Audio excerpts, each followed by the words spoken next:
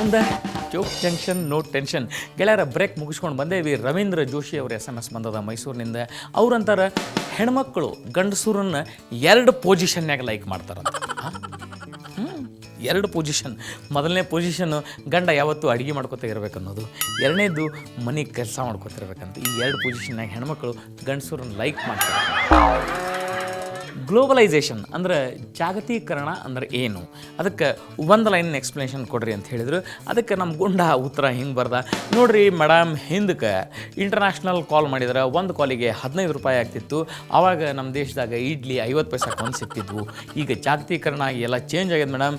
ಈಗ ನೀವು ಒಂದು ಕಾಲ್ ಮಾಡಿದ್ರೆ ಬರೀ 50 ಪೈಸೆ ಖರ್ಚಾಗ್ತದೆ, ಬಟ್ ಇಡ್ಲಿಗೆ 15 ರೂಪಾಯಿ ಕೊಡಬೇಕಾಗ್ತದೆ.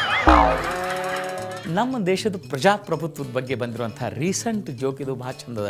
ನೋಡ್ರಿ, ನಮ್ಮ ದೇಶದಾಗ ಪ್ರಜಾಪ್ರಭುತ್ವ ಹೆಂಗದ ಅಂಥೇಳಿ. ಮನಮೋಹನ್ ಸಿಂಗ್ ಮಾತಾಡೋದಿಲ್ಲ, ಯಡಿಯೂರಪ್ಪ ಯಾರ್ದು ಕೇಳೋದಿಲ್ಲ, ಮಾಯಾವತಿಗೆ ಯಾರ್ದು ದರಕಾರಿಲ್ಲ, ಕರುಣಾನಿಧಿಗೆ ಏನು ಕಾಣಿಸೋದಿಲ್ಲ, ಕಪಿಲ್ ಸಿಬ್ಬಲ್ ಸುಮ್ಮನೆ ಇರೋದಿಲ್ಲ, ದಿಗ್ವಿಜಯ್ ಸಿಂಗ್ ವಡ ವಡ ಅಂತನಲ್ಲ, ಸುರೇಶ್ ಕಲ್ಮಾಡಿಗೆ ಏನೂ ನೆನಪಿರುವುದಿಲ್ಲ, ಅಣ್ಣಾ ಹಜಾರೆ ಬಿಟ್ಟು ಕೊಡೋದಿಲ್ಲ. ಇದು ನಮ್ಮ ದೇಶದ ಪ್ರಜಾಪ್ರಭುತ್ವ. ಗಂಡಸು ಯಶಸ್ವಿ ಆಗಲಿಕ್ಕೆ ಅವನ ಮೊದಲು ಹೆಂಡತಿ ಕಾರಣ ಆಗ್ತಾಳಂತೆ. ಏನ್ರಿ, ಗಂಡಸು ಯಶಸ್ವಿ ಆಗಲಿಕ್ಕೆ ಅವನ ಮೊದಲು ಹೆಂಡತಿ ಕಾರಣ ಆಗ್ತಾಳಂತೆ, ಮತ್ತು ಅವನ ಯಶಸ್ಸು 2ನೇ ಹೆಂಡತಿಗೆ ಕಾರಣ ಆಗ್ತದೆ. ಬ್ರೇಕ್ ತೊಗೊಳಿಕತ್ತೀನಿ, ಎಲ್ಲಿ ಹೋಗ್ಬೇಡ್ರಿ, ವಾಪಸ್ ಬರ್ರಿ.